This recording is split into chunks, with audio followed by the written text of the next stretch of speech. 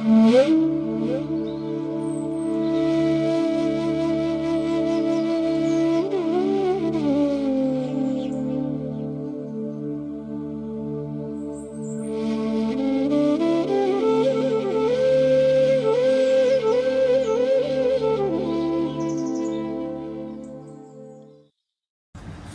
स्थापकाय च धर्मस्य सर्वधर्मस्वरूपिणे अवतारो वरिष्ठाय रामकृष्णाय ते नमः। नमस्कार। শ্রী শ্রী ঠাকুর, শ্রী শ্রী মা এবং স্বামীজি মহারাজের আতুল চরণে ভুলুণ্ঠিত প্রণাম জানাই। প্রাণারাম বাংলা ইউটিউব চ্যানেলে সম্প্রচারিত সৎকথায় প্রতিদিনের মনন এই ধারাবাহিক অনুষ্ঠানে আজকে আমরা একটু অন্য ধরনের আলোচনা করব। New York Times best seller একটি বই আন্তর্জাতিক স্তরে 10 লক্ষ কপি বিক্রিত হয়েছে। সেটি সদ্গুরুর ইনার ইঞ্জিনিয়ারিং। সারা পৃথিবী জুড়ে 14টিরও বেশি ভাষায় প্রকাশিত হয়েছে সদ্গুরু রচিত এই ইনার ইঞ্জিনিয়ারিং গ্রন্থ। সেই গ্রন্থের আলোকে আজকে আমরা স্মরণ করছি বা অনুধ্যান করছি সমাধানের পথ ভিতরে। বিশ্বের প্রত্যেক যে যোগী পুরুষ বা মহাত্মা তারা একই কথা বলেন। তাদের পথটা হয়তো ভিন্ন ভিন্ন হতে পারে, তাদের ভঙ্গিমা বা উপলব্ধি হয়তো আলাদা আলাদা হতে পারে, কিন্তু তারা সেই একই সত্যে গিয়ে পৌঁছন। ইনার ইঞ্জিনিয়ারিং এটি একটি খুব অত্যাধুনিক শব্দ, অর্থাৎ আগে লোকে ইঞ্জিনিয়ারিং বলতো, কিন্তু এখন বলছে ইনার ইঞ্জিনিয়ারিং। অর্থাৎ এই যে প্রযুক্তি বা কৌশল, সেই যন্ত্র কৌশল, প্রযুক্তি কৌশল, সেটা কিন্তু ভেতরেই রয়েছে। ইনার, ঠাকুরের কথা না, ডুব দাও, এই ডুব দেওয়াটা কিন্তু ভেতরে। সেজন্য বলছেন সমাধানের পথও ভেতরে। সদ্গুরু বলছেন যে এখনও পর্যন্ত জীবনের প্রত্যেকটি কাজ যা করেছেন তা একটি জিনিসের অন্বেষণে। আপনি একটা পোশাক বেছে নিয়েছেন, কিংবা ব্যবসা শুরু করেছেন, অর্থ উপার্জন করেছেন, বা পরিবার তৈরি করেছেন, তার পেছনে সব কিছুর কারণ একটাই, যে সব সময় আপনি একটা সাধারণ জিনিস চেয়েছেন, এবং সেটি হচ্ছে আনন্দ। কিন্তু এই আনন্দ আমরা চেয়েছি, কিন্তু কিছুটা এগিয়ে যাওয়ার পরেই জীবন জটিল হয়ে গেছে। এই গ্রহের বুকে যদি অন্য কোনো প্রাণী হয়ে জন্ম নিতাম তাহলে অত্যন্ত সহজ হয়ে যেত, কারণ সেটা তখন শুধু শারীরিক স্তরেই চাহিদা থাকতো, পেট ভরা থাকলেই দিনটা দুর্দান্ত হতো। কিন্তু তা নয়। মানুষ হিসাবে যখন আমরা এসেছি তখন শুধুমাত্র ক্ষুধাটাই আমাদের কাছে সমস্যা নয়, সমস্যাটা হচ্ছে আমাদের জীবনে বেঁচে থাকাটাই। অর্থাৎ শুধু বেঁচে থাকা দিয়েই মানুষের জীবন শেষ হয় না, বেঁচে থাকা দিয়েই জীবন শুরু হয়। এবং একটি প্রজন্ম হিসাবে মানুষের জীবনযাপনের পদ্ধতি আগের চেয়ে অনেক বেশি সুসংবদ্ধ হয়েছে। একটা সুপার মার্কেটে গিয়ে আমি বা আপনি হয়তো 1 বছরের জন্য যা যা কিছু প্রয়োজন সব কিনে আনতে পারি। বাড়ির বাইরে এক পা না বেরিয়েও আমরা বেঁচে থাকতে পারি। মানব জাতির ইতিহাসে কখনোই এই জিনিস সম্ভব ছিল না। 100 বছর আগেও সেটি সম্ভব হতো না, কিন্তু আজকে সেটি সোজা হয়ে গেছে। কিন্তু তবুও এই বাহ্যিক পরিবেশকে ঠিক করার জন্য সাধ্য অনুযায়ী আমরা চেষ্টা করছি, কিন্তু তবুও আমরা একটাই কোথাও হারিয়ে যাচ্ছি, সেটি হচ্ছে আমাদের এই আনন্দ।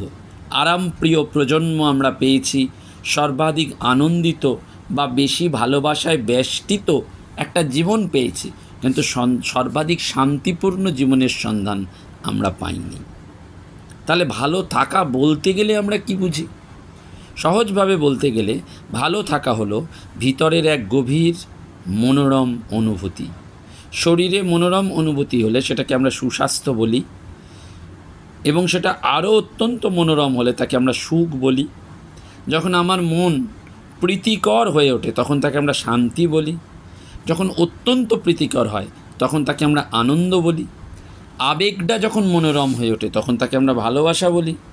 এই আবেগ যখন অত্যন্ত মনোরম হয়ে ওঠে তখন আমরা তাকে করুণা বলি। যখন জীবনী শক্তি মনোরম হয় তখন তাকে আমরা পরম সুখ বলি। আর জীবনী শক্তি যদি অত্যন্ত মনোরম হয় তাকে আমরা পরমানন্দের উচ্ছ্বাস বলি। অর্থাৎ ভিতরের এই মনোরম ভাবটিকেই আমরা শান্তি, আনন্দ, সুখ এই নামে ডাকছি। এবং আমার আপনার চারপাশটা যদি মনোরম হয়ে ওঠে, তাহলে এটিকে সাফল্যের তকমা দেওয়া হয়। যদি এগুলোর কোনো কিছুতেই উৎসাহী না হয়ে আমরা যদি স্বর্গে যেতে চাই, তাহলে আমরা কি খুঁজছি না ভিন্ন জগতের সাফল্য। অর্থাৎ আমরা কোথাও একটা প্রীতি, আনন্দ এগুলির মধ্যে থাকতে চাইছি। আজকের বৈজ্ঞানিক এবং চিকিৎসা শাস্ত্রজাত প্রমাণও হচ্ছে যে আমার আপনার শরীর এবং মন সবচেয়ে ভালো কাজ করে যখন আমি বা আপনি এই প্রীতিকর অবস্থায় থাকি।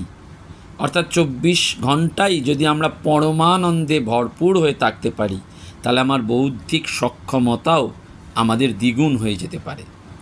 শুধুমাত্র ভিতরের বিশৃঙ্খলাকে স্থিতধি করলে এবং স্বচ্ছ বোধকে জাগাতে পারলেই এটা অর্জন করা সম্ভব। সেই জন্য আমার ভালো থাকার মধ্যে বাধা হয়ে দাঁড়াচ্ছে খুব সাধারণ ঘটনা। ভেতরের বদলে আমার আপনার চিন্তা এবং আবেগকে বাইরে থেকে নির্দেশ দেওয়ার অনুমতি দেওয়া হচ্ছে, তাই আমরা সেখানে এই অপ্রীতিকর অনুভূতিগুলো নিয়ে আসছি। যেমন একটি নির্দিষ্ট দিনে এক মহিলা ঘুমোতে গেলেন। ঘুমের মধ্যে তিনি একটি স্বপ্ন দেখলেন। তিনি দেখলেন যে একটা দারুণ আকর্ষণীয় পুরুষ তাঁর দিকেই তাকিয়ে আছেন। তারপর তিনি কাছে আসতে শুরু করলেন, আরও কাছে, এত কাছাকাছি এলেন যে তার নিঃশ্বাসটা তিনি অনুভব করতে পাচ্ছেন। তিনি ভয়ে কেঁপে উঠলেন, জিজ্ঞাসা করলেন, আপনি কি করবেন আমার সঙ্গে? তখন লোকটি বললে, দেখুন ম্যাডাম, এটা আপনার স্বপ্ন। অর্থাৎ আমার আপনার মাথার মধ্যে যা ঘটছে সেটা স্বপ্ন। যদিও আপনি যেভাবে চাই সেটা নাও ঘটতে পারে, কিন্তু অন্তত আমার চিন্তা আবেগ আমি যেরকম চাই সেরকমই হওয়া উচিত। সেজন্য আমাদের এই সমাধানটি কোথায়? সমাধানটি হচ্ছে ভেতরে। সমাধান হলো অভিমুখের একটা সাধারণ পরিবর্তন। আমার সকলের দেখা উচিত যে আপনার আমার অনুভবের উৎস এবং ভিত্তি রয়েছে আমাদের ভেতরেই। যন্ত্রণা অথবা সুখের অনুভূতি, আনন্দ অথবা দুঃখের অনুভূতি সব ভেতরেই ঘটছে। আমাদের মূর্খতা এটাই যে আমরা সর্বদা বাইরে থেকে আনন্দের নির্যাস নিতে চেষ্টা করছি। বাইরেটাকে উদ্দীপক বা সূত্র হিসাবে আমরা ব্যবহার করতে পারি, কিন্তু প্রকৃত অনুভূতি ভেতর থেকেই আসে। সেই জন্য বলা যায় যে ধরা যাক এই মুহূর্তে আমি বা আপনি একটা বইকে ধরে আছি। কোথায় আপনি বইটিকে দেখছেন? আপনার আঙুল ব্যবহার করে দেখান কোথায় এটিকে আপনি দেখছেন। প্রতিচ্ছবিটি আপনার বাইরে আছে বলে মনে হচ্ছে কি? অর্থাৎ বইয়ের ওপর আলো বেশি পড়ছে, প্রতিফলিত হচ্ছে, আমার চোখের মধ্যে আসছে এবং চোখের রেটিনায় একটা উল্টো প্রতিবিম্ব তৈরি করছে, তাই আমরা দেখছি। সেই জন্য ওই পৃথিবীকেও দেখতে হবে কোথায়? ভেতরে। অর্থাৎ ভেতরে ভালো থাকার জন্য একটা প্রযুক্তি আছে। আনন্দময় অস্তিত্বের জন্য রাসায়নিক ভিত্তি স্থাপন করার উদ্দেশ্য, যাকে বলা হয় ইনার ইঞ্জিনিয়ারিং। অ্যালকোহল বা বিনোদনমূলক ড্রাগের মতন নির্দিষ্ট কিছু রাসায়নিক পদার্থ আমার আপনার চেতনাকে হ্রাস করতে পারে, স্বাস্থ্যহানি করতে পারে, মাদকাসক্তি তৈরি করতে পারে এবং ধ্বংসও করতে পারে। অর্থাৎ আমার আপনার নিজের দেহতন্ত্রেই রয়েছে সেই আনন্দ মাদক, যা দেহের মধ্যে তৈরি হয়ে দেহের দ্বারাই গৃহীত হয় এবং তার উপরেই এই আমাদের স্বাস্থ্য, মন সব কিছু ভালো থাকা বা খারাপ থাকার নির্ভর করে। সেটিকে যেন বলা হচ্ছে আনন্দামাইড, অর্থাৎ যার অর্থ হচ্ছে পরমানন্দ, পরম উচ্ছ্বাস, একটা প্রীতিকর অনুভব। সেটাই কিন্তু রসায়ন। এর স্তরে একটা পরিবর্তন আনতে হবে। দুঃখের সমাধানের রাস্তা খুঁজতে যাওয়ার দরকার নেই, যন্ত্রণার সমাধানের রাস্তা খুঁজতে যাওয়ার দরকার নেই। একটাই পথ, সেটা হচ্ছে ভেতরের দিকে। অধিকাংশ মানুষই ভাবেন শান্তি এবং আনন্দই হচ্ছে আধ্যাত্মিক জীবনের উদ্দেশ্য। জীবনে ভালো থাকার জন্য শান্তি এবং আনন্দ হচ্ছে মৌলিক প্রয়োজন। আজ রাতের খাওয়াটা যদি উপভোগ করতে চাই, তাহলে অবশ্যই আমাকে শান্তিপূর্ণ এবং খুশি থাকতে হবে। আমি যদি আমার পরিবারকে যে কাজটি করেন সেটিকে উপভোগ করতে না পারি, তাহলে সেটি শান্তি আনবে না। অর্থাৎ শান্তি এবং আনন্দ এমন জিনিস নয় যে জীবনের শেষে গিয়ে সেটা অর্জন করতে হবে। ওগুলো হচ্ছে জীবনের মৌলিক ভিত্তি। শান্তিকে যদি জীবনের সর্বোচ্চ লক্ষ্য বলে ধরে নেওয়া যায়, তাহলে সেটি আমাদের লক্ষ্য করতে হবে, অর্থাৎ আমাদের মধ্যেই সেটি রয়েছে। একটি ঘটনা এরকম যে লুইসিনাতে এক 85 বছরের বৃদ্ধ মাছ ধরতে গেলেন। দিনটা শেষ করতে যাবেন প্রায়, সেই সময় তিনি একটা ব্যাঙ ধরলেন।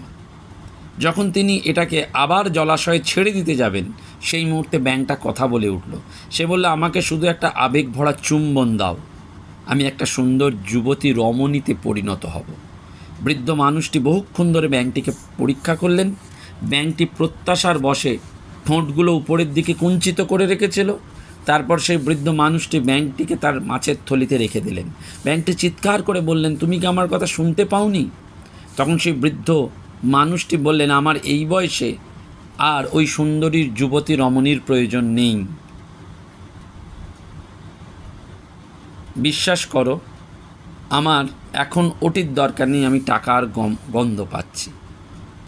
অর্থাৎ আমার আপনার নিজের প্রকৃতিতেই আনন্দময় হয়ে থাকার অক্ষমতাই জীবনের সহজতম বিষয়কে অত্যন্ত জটিল সমস্যা বলে প্রতিভাত করতে পারে।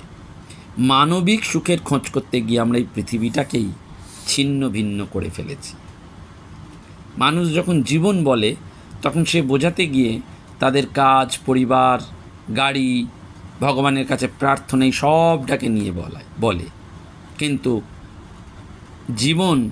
জীবনের প্রক্রিয়া, মৌলিক জীবনটি হচ্ছে স্বয়ং আমি নিজেই।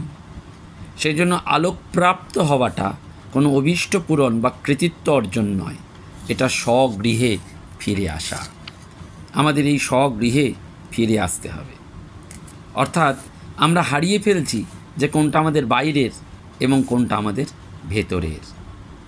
সেজন্য আমাদের এই ভেতরের দিকে তাকাতে হবে। একবার এক ব্যক্তি দক্ষিণ ভারতে ঈশা যোগ কেন্দ্রের খোঁজ করেছিলেন। কাছাকাছি একটা গ্রামে এসে স্থানীয় কয়েকটা ছেলেকে তিনি জিজ্ঞাসা করেছিলেন, এখান থেকে ঈশা যোগ কেন্দ্রটি কত দূর? ছেলেটি বলেছিলেন 24,996 মাইল। তিনি বলেছিলেন, এত দূর? ছেলেটি বললেন, হ্যাঁ, আপনি যে পথে যাচ্ছেন, কিন্তু আপনি যদি উল্টো দিকে ঘুরে যান তাহলে এটা মাত্র 4 মাইল। অর্থাৎ আমি যদি বাইরের দিকে যাই তাহলে একটা অন্তহীন যাত্রা, কিন্তু যদি আমরা ভেতরের দিকে যাই তাহলে এটা এক মুহূর্তের ব্যাপার। অর্থাৎ সেই মুহূর্তেই সব কিছু পরিবর্তিত হয়। সেই একটি মুহূর্ত আমি এবং আপনি আনন্দের খোঁজ করি না, বরং আমরা খুশির বহিঃপ্রকাশটাকে বুঝতেই পারি না। সেই জন্যই সচেতনভাবে আমাদের সমস্যার পথ যে ভেতরে, সেইটিকেই খুঁজে বার করতে হবে। অর্থাৎ একটা মানুষ, প্রকৃত মানুষ তৈরি করতে হবে যে আলোকপ্রাপ্ত। অর্থাৎ তিনি সব কিছুই উপলব্ধি করবেন ভেতরে, এবং সেই চূড়ান্ত স্বগৃহে প্রত্যাবর্তনই হচ্ছে আলোকপ্রাপ্ত হওয়া, এনলাইটেন্ড সিটিজেনশিপ। এবং সেটি কিন্তু আমাদের কাছে সাধনা। এই ইনার ইঞ্জিনিয়ারিং গ্রন্থে সেটিকে সুন্দর করে বারবার সদ্গুরু আমাদের কাছে পড়তে পড়তে উপহার দিয়েছেন, এবং 14টি ভাষায় লিখিত এই গ্রন্থের আলোকেই আমরা এটিকে স্মরণ করছি এবং বারবার মনে করার চেষ্টা করছি যে আসলে যন্ত্রণাটা নয়, আমরা যেন এই ভেতরের মধ্যে নিজেকে ডুব দিই। এই ভেতরে ডুব দেওয়াটাই কিন্তু একটা বিরাট সাধনা। প্রতি মুহূর্তে আমার আপনার জীবনে যে নানান রকম উদ্দীপনা আসছে, সেই উদ্দীপনাকে বারবার ভেতর এবং বাইরের দিক থেকে বিশ্লেষণ করা, তাকে দেখা এবং সেই রাসায়নিক আমন্ত্রণকে বারবার মনে রাখা যে প্রসারণই হচ্ছে একমাত্র উত্তর। আমাদের এই প্রসারিত হতে হবে। স্বামীজির কথা expansion is life, contraction is death. মানুষকে ভালোবেসে নিজের ভেতরটাকেও পরিবর্তন করতে হবে। আগামী 5 এবং 6 সেপ্টেম্বর আমরা লালগড় এবং ঝাড়গ্রাম অঞ্চলে পরিকল্পনা করেছি আদিবাসী মায়েদের সেবামূলক কর্মকাণ্ডে আমরা ব্রতী হব এবং এই মহতী সেবার জন্য আপনাদের পাশে থাকার জন্য একান্ত অনুরোধ সব করছি। এটা আপনারা অনুভব করুন যে আপনি হয়তো সারা জীবনে অনেক অর্থ অনেকভাবেই ব্যয় করেছেন, কিন্তু একটু ভালো কাজে, আনন্দময় কাজে, সেবার কাজে যদি ব্যয় করেন তাহলে আপনার এই আহুতি ওদের মুখে হাসি ফোটাবে। সেটাই কিন্তু এই আলোকপ্রাপ্ত হওয়া, ভেতরে ভেতরে আনন্দের বোধে বেঁচে থাকা। নমস্কার, ধন্যবাদ। আমার ফোন নম্বরটি জানিয়ে রাখছি 9432202175। যে কোনো দিন রাত্রি 9টার পর আপনারা ফোন করতে পারেন বা হোয়াটসঅ্যাপ করতে পারেন এই সেবামূলক কর্মকাণ্ডের বিষয়ে যোগাযোগ করার জন্য। নমস্কার, ধন্যবাদ। প্রাণারাম প্রাণারাম প্রাণারাম প্রাণারাম প্রাণারাম প্রাণারাম। কি যেন লুকানো নামে তাই মিষ্ট এত তব নাম প্রাণারাম প্রাণারাম।